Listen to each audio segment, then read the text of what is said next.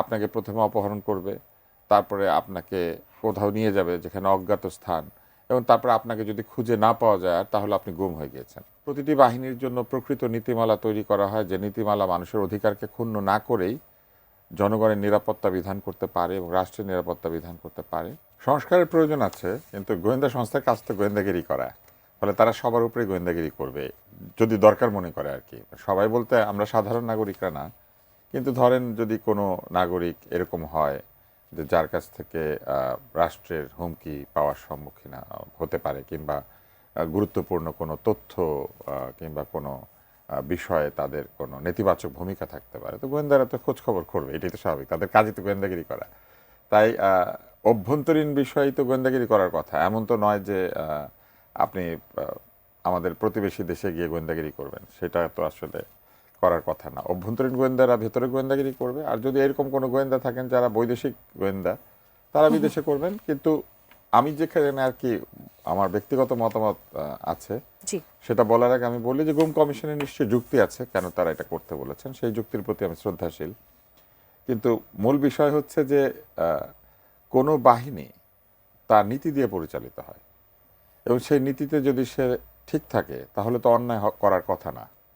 কেননা আমাদের সংবিধানে বলা আছে নাগরিকের অধিকার কতটুকু, আমাদের সংবিধানে বলা আছে নাগরিকের গোপনীয়তার অধিকার কতটুকু, আমাদের সংবিধানে বলা আছে নাগরিকের জানমালের নিরাপত্তা দেওয়ার অধিকার কতটুকু, এবং আমাদের সংবিধানে নাগরিকদের যে অধিকারগুলি স্বীকৃত, সে অধিকারের বিপরীতে যাওয়ার সুযোগ তো কারো নাই, সরকারের নাই, কোনো ব্যক্তিগত সংস্থার নাই, কোনো প্রাইভেট ইনস্টিটিউশনের নাই, কারোই নাই।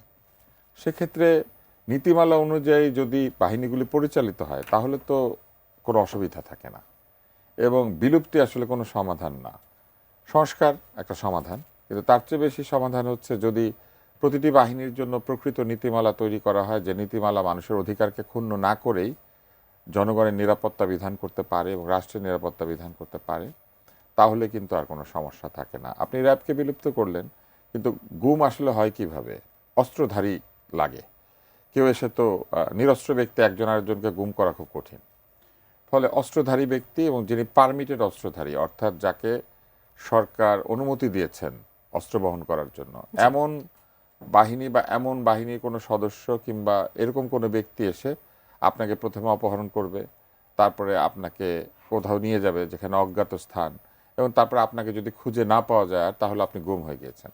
এখন এই যে প্রসেস, এই প্রসেসের প্রথম ক্ষমতার জায়গাটা কি?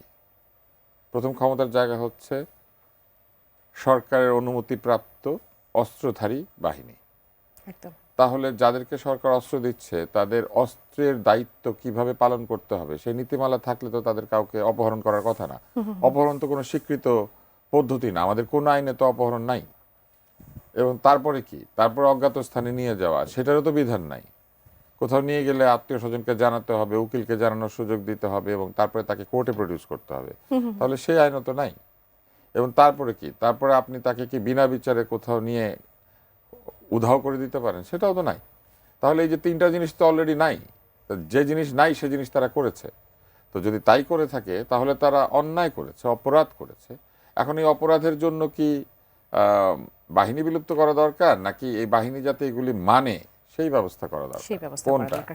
এখন এই কথা তো অস্বীকার করা যাবে না যে প্রচুর দাগী আসামি, ছিনতাইকারী, গ্যাং লিডার, এরাও তো ধৃত হয়েছে, এমন তো নয় যে তারা কখনো ধৃত হয় নাই।